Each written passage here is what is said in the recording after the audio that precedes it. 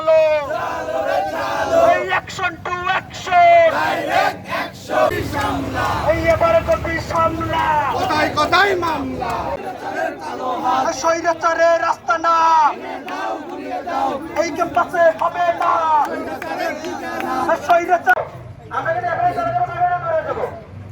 আমাদের এক দফা দাবি আদায় হওয়ার পরে আমাদের যিনি নতুন কৃষি আসেন উনি এসে ওনার সাথে আমরা এই বাংলোর আবার তালা করে উপরে উপরে উপরে আর লাগবে না। এই ভাই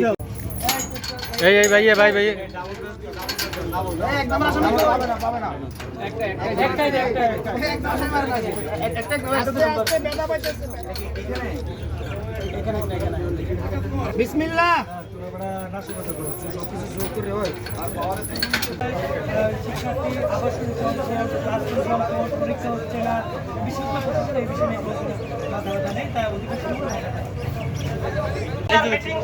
সকালবেলায় বন্ধ করে দিয়েছি, সেই মিটিং আবার আমাদের বিরুদ্ধে গিয়ে শুরু করেছে প্রশাসন। আমরা এখন মিছিল নিয়ে সেখানে যাব।